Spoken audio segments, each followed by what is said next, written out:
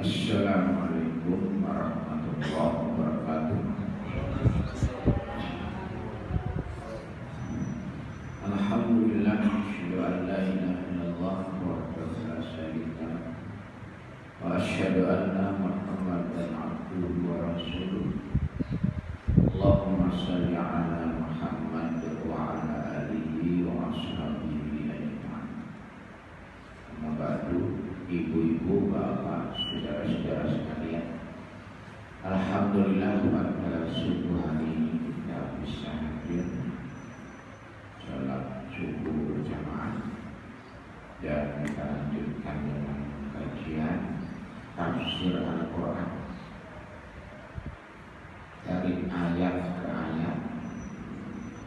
Subuh hari ini kita mengkaji surat Hud ayat 61 sampai 65 insyaallah. A'udzu billahi minasy syaithanir rajim. Bismillahirrahmanirrahim. Wa ila Thamud akhahum shalihan qala ya qaumi ibudullaha ma lakum min ilahin ghairuh huwa ansha'akum minal ardi wasta'marakum fiha fastaghfiruhu thumma tubu ilaihi inna rabbi qaribun mujib. Qalu ya Salihu qad kunta fina marjuwan qabla hadha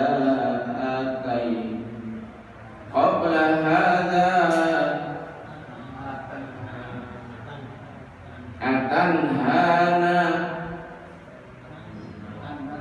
an na'budu ma ya'budu abauna wa innana lafi syakkin mimma nad'una ilaihi murib. Qala ya qaumi ara'aytum in kuntu ala bayyinatin min rabbi wa atani minhu rahmatan faman yansurni minallahi in asaituhu fama tazidunani ghaira takhsir. Wa ya qaumi hadhihi naqatullahi lakum ayatan fadharuha ta'kul fi ardillahi wa la tamassuha bisu'in fayakhudhakum 'adzabun qarib. Fa'aqaruha faqala tamatta'u fi darikum thalathata ayyam dzalika wa'dun ghairu makdzub. Dzalika wa'dun ghairu makdzub. Sadaqallah. Wa ila Samud, dan kepada kaum Samud, akhahum saudara mereka, Shalihan Nabi Shalih. Qala, berkata Nabi Shalih,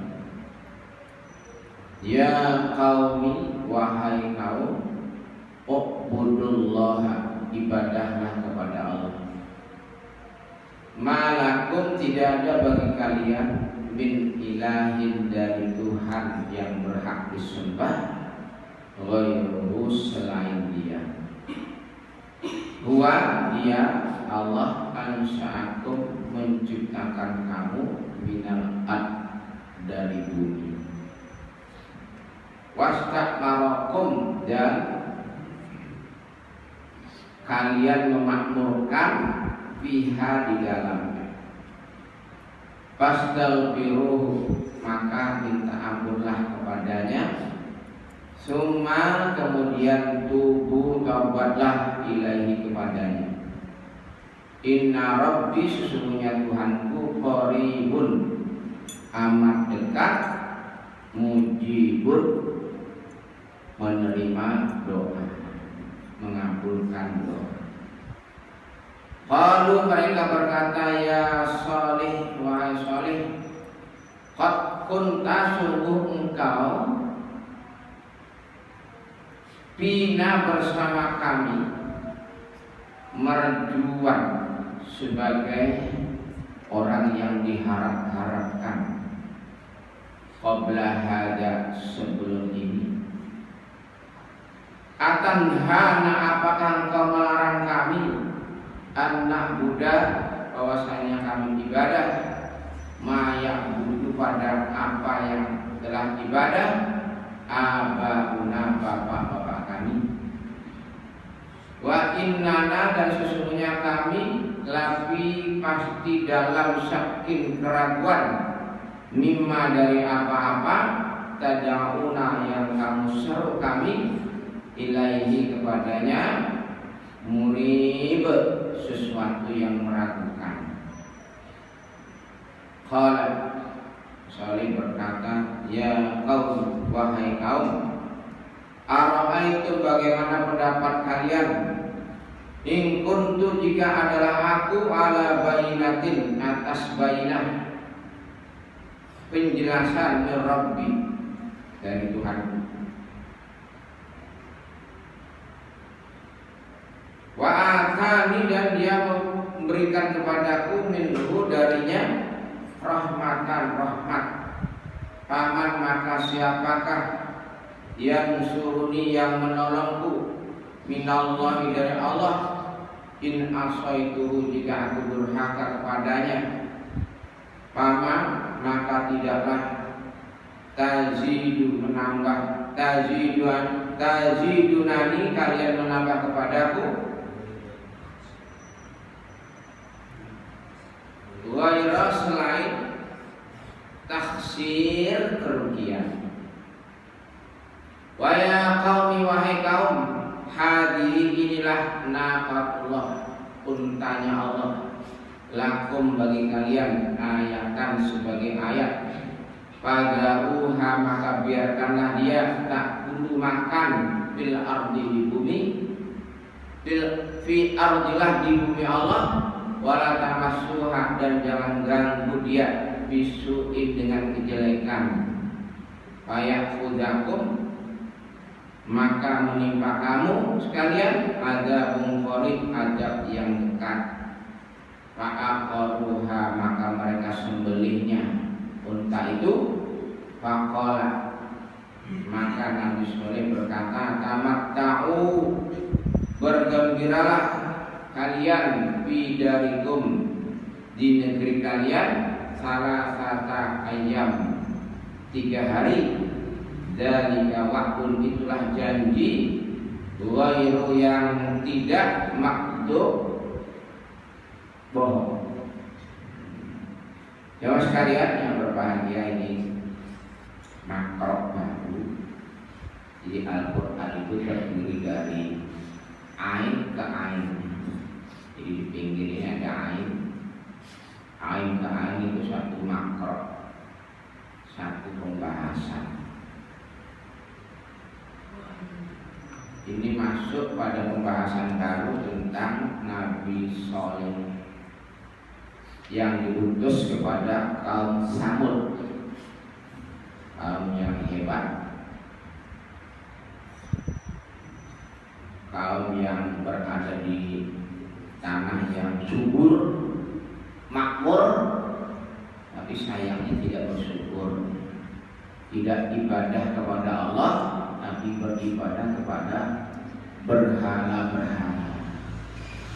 Mereka meyakini betul dengan memuja berhala itu pertanian ini menjadi subur, makmur, sehingga kemudian berhala itu mereka puja.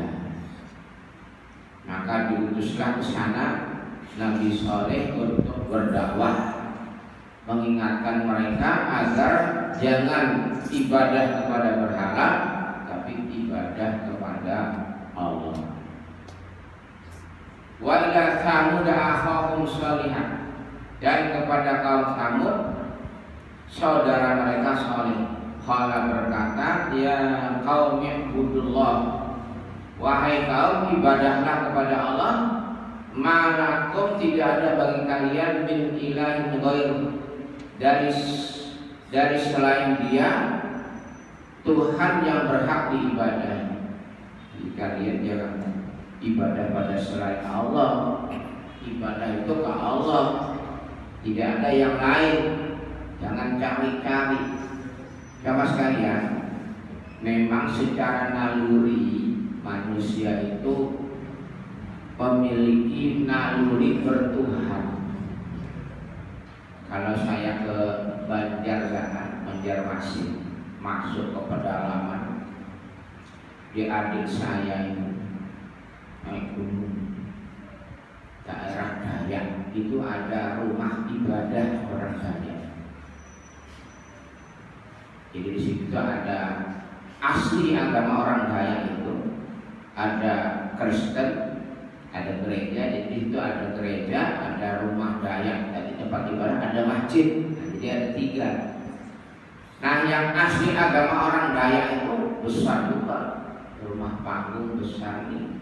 Ini tempat ibadah orang Dayak. Nah, kalau orang Dayak itu ditanya, sampai itu ibadah sama siapa? Namanya siapa? Sopo ya. Jadi keyakinan tentang adanya Tuhan itu ada, tapi Tuhan itu siapa?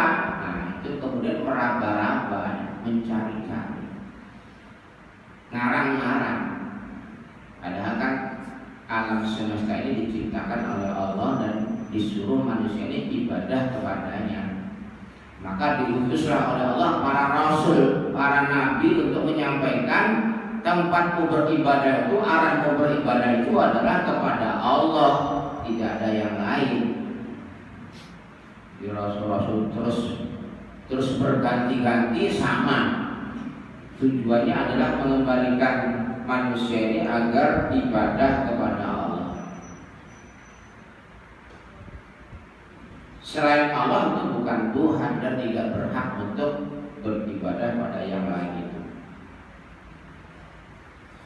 Nah, di sini Nabi Saleh mengatakan, ya qaum ibudullah malakum min ilahin ghairu, wahai kaum ibadahlah kepada Allah, tidak ada bagi kalian selain Dia yang berhak diibadahi.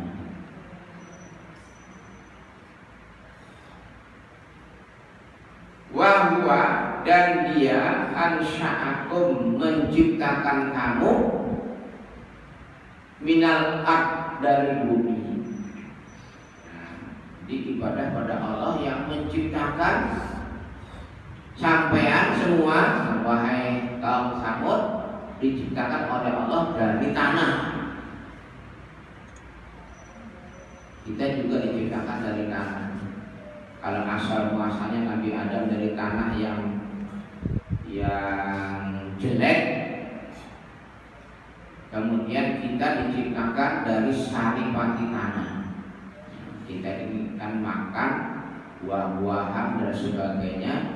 Nah, di situ kemudian menjadi air sperma, lalu menjadi manusia. Jadi kalian, wahai manusia, wahai kaum Tsamud, diciptakan oleh Allah dari tanah, dari saripati tanah. Wastakmarakum fiha, dan kalian memakmurkan padanya. Manusia dihidupkan di bumi supaya bumi ini menjadi makmur. Dan itu untuk kaum Tsamud pada saat itu cukup berhasil. Jadi pertaniannya subur, kebunnya bagus dan seterusnya. Tapi sayangnya tidak ibadah kepada Allah. Maka diingatkan, diutuslah Nabi Saleh ke situ. Fastaghfiru, maka minta ampunlah kalian kepadanya. Summa tubu ilaihi, kemudian ibadahlah kepadanya. Nah, kemudian taubatlah kepadanya. Ayo sekarang kalian, ini sudah saya sampaikan, supaya kalian minta ampun pada Allah, supaya kalian taubat kepadanya. Jangan lagi ibadah pada berhala-berhala itu yang tidak jelas dari mana asalnya. Kalau zaman Nabi Nuh, berhala-berhala itu namanya ada Wat, ada Suwak, ada Yagus, Yakub, Nasr. Berhala-berhala itu diberi nama seperti itu dari mana? Nama orang-orang alim. Ini orang alim, wah, sebagai penghormatan pada mereka lalu dibuat berhala, diberi nama, orang-orang alim itu dipuja. Yakub, Yagus. Nah, kemudian zaman Nabi Muhammad SAW itu berhala yang terbesar itu namanya Lata. Ada Lata, Uzza, Manat. Lata ini dari mana namanya? Lata ini dulunya sebelum Nabi Muhammad SAW diutus, jadi sudah lama dia adalah orang yang memberi makan jamaah haji. Gandum dicampur susu, nah, disuguhkan jamaah haji. Gandum campur air disuguhkan pada jamaah haji. Orang merasa senang, lalu dia dihormati sampai dia mati. Dihormati, dibuatkan berhala. Oh, ini Lata, dipuja. Jadi kalau kamu kok ibadah ke situ, enggak. Kami ibadah pada Allah lewat sini. Sama dengan umat Nabi Nuh juga begitu. Udah minta ke sini, ini ke sini, ke sana. Jadi ke Lata atau tadi Uzza, Manat, kami tidak ibadah ke situ. Tapi kalau untuk kaum sahabat ini tidak ada nama. Pokoknya ada berhala dan dikasih nama, kami dipuja-puja. Dan mereka yakin dengan begitu pertanian jadi subur dan seterusnya. Lalu diingatkan, jangan ke situ, ke Allah. Inna Rabbi, sesungguhnya Tuhanku, qaribun, amat dekat, mujibun, dan mengabulkan doa. Ini tadi sudah sampaikan, kalau umat Nabi Nuh itu, loh kamu kok minta-minta ke situ? Enggak, kami tidak minta-minta ke situ, mintanya ke Tuhan sana, tapi lewat sini. Sama juga Lata, Uzza, Manat. Enggak minta pada Lata, Uzza, Manat. Kesini, nah minta kepada Allah. Kalau umat Nabi Muhammad SAW sebelum Nabi Muhammad SAW diutus itu sudah tahu Tuhan Allah. Karena agama Nabi Ibrahim, Nabi Ismail terus turun. Tuhanmu siapa? Allah. Yang menciptakan langit, Allah. Memberi rezeki, Allah. Lah kok minta ke situ? Enggak, ini kan ke sini ke sana. Perantara. Nah, di sini dijelaskan, Inna Rabbi, sesungguhnya Tuhanku itu, katanya Nabi Soleh, qarib, amat dekat, tidak perlu perantara. Kok dekat kok muter-muter? Udah usah perantara, sudah dekat kok. Mujib, dan dia mengabulkan doa. Jadi tidak perlu sampai pakai begini-begini. Karena Allah amat dekat, lebih dekat daripada urat leher. Nah, tapi kadang-kadang ada orang yang merasa tidak dekat dengan Allah. Ini sebenarnya menyalahi ayat. Allah itu dekat kok, lalu muter-muter.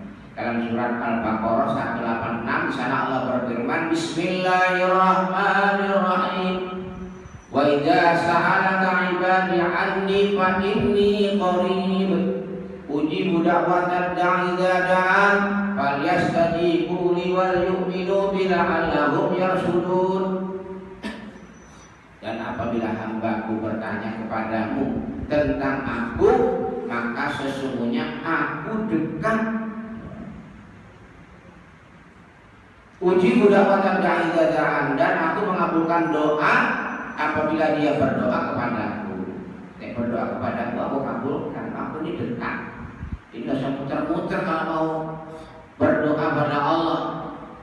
Nabi Sallallahu juga begitu. Tidak usah pakai perantara-perantara.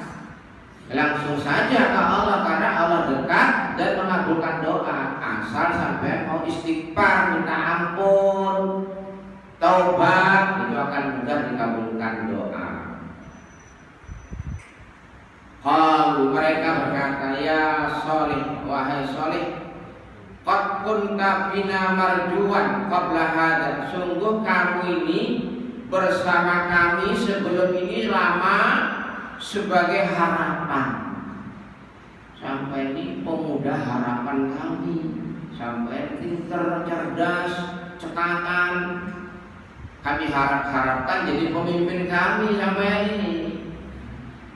Memang Nabi Sholeh cerdas dan kumpul dengan kaumnya lama.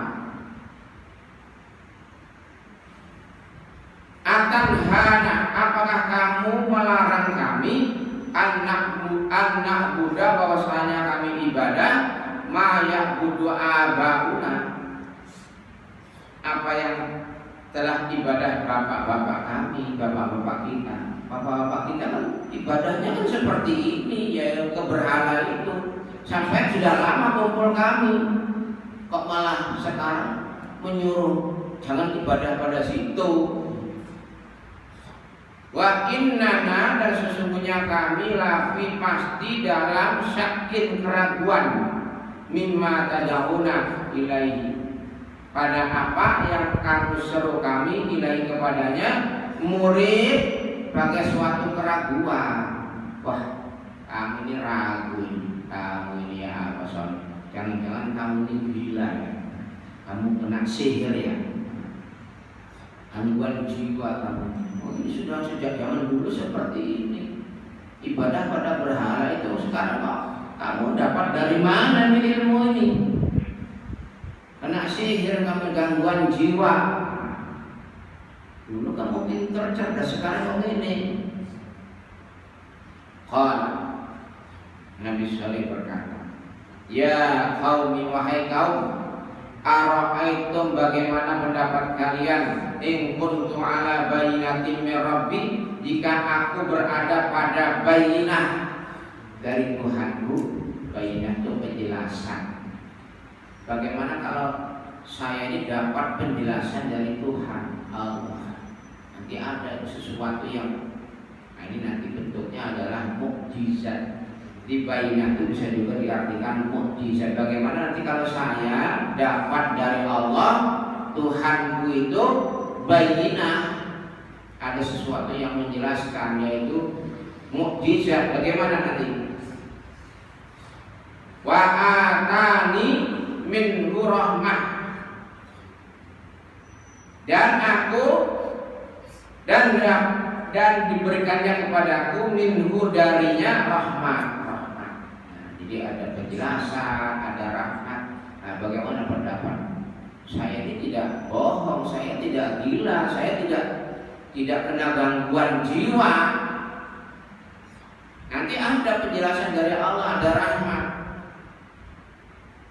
Faman yansurni, maka siapakah yang menolongku? Faman yansurni, maka siapakah yang menolongku? Minallahi, dari Allah. In asaitu, jika aku durhaka kepadanya. Sebaliknya, kalau aku durhaka kepada Allah, nanti aku kena siksa dari Allah. Siapa yang bisa menolong? Apa Tuhan kamu itu, yang kamu ibadahi itu, yang kamu puja itu bisa menolong? Fama tazidunani, maka tidaklah kalian menambah kepadaku ghaira takhsir, kecuali kerugian. Jadi kalau saya ikut kalian nanti malah rugi, tambah rugi.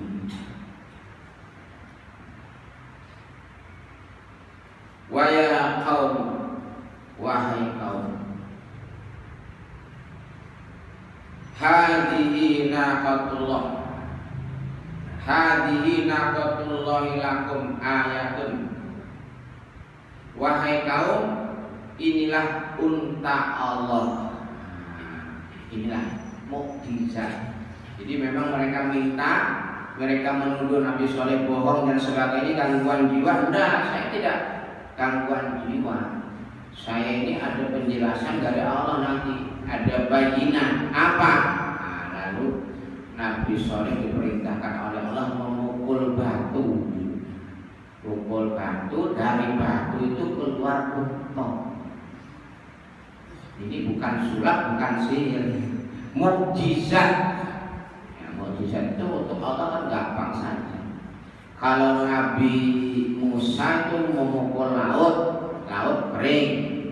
Kemudian dalam waktu yang lain Nabi Musa dimintai oleh kaumnya supaya ada air di padang pasir. Musa, kita ini kan kehausan, mana airnya? Tuhanmu mana enggak ngasih? Nah, oleh Allah Nabi Musa suruh pukul batu itu, pukul langsung memancar 12 mata air. Nabi Soleh ini pukul batu, pukul, dari batu keluar unta. Katanya Nabi Soleh, wahai kaum, inilah unta Allah, mukjizatku ini, mukjizat dari Allah bagi kamu sekalian. Ayatun sebagai ayat, ayat itu tanda. Oh, bahasa Indonesianya tanda. Allah itu ada, tandanya apa? Tandanya apa, Pak? Allah ada ya? Apa tandanya? Ya tandanya satu, adanya ayat-ayat Al-Quran ini. Karena ayat Al-Quran ini tidak bisa ditiru, tidak bisa dipalsu. Allah ada menceritakan tentang Allah dalam Al-Quran. Kemudian ada ayat kauniyah, alam ini, tangan saya bisa begini-begini, ini ayat Allah. Saya tidak bisa menggerakkan tanpa izin Allah. Banyak orang yang menggerakkan tangan, gak iso ya. Lorong. Nah, yang menggerakkan siapa? Kemudian mukjizat. Ini bukti Allah itu ada. Allah itu maha kuasa. Ini saya pukul batu, tak keluar unta. Nah, ini ayat bagi kalian.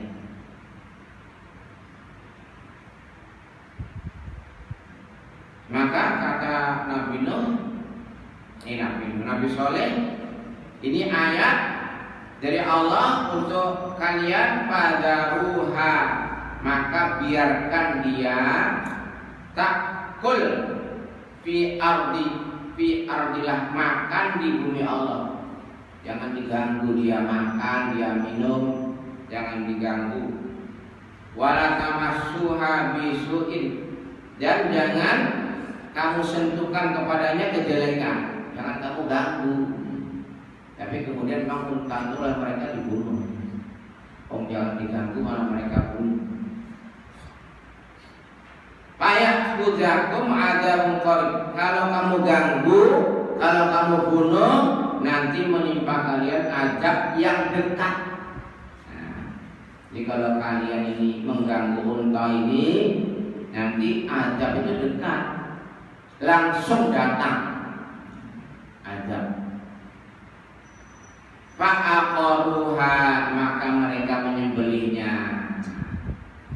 Jadi melihat unta bisa keluar dari batu, itu kan mestinya kan kagum, mestinya percaya, tapi malah tidak percaya. Jadi yang betul-betul kejadian yang sebenar-benarnya tidak percaya. Tapi kadang-kadang orang itu yang bohong-bohongan itu malah percaya. Ada ya? Gimana?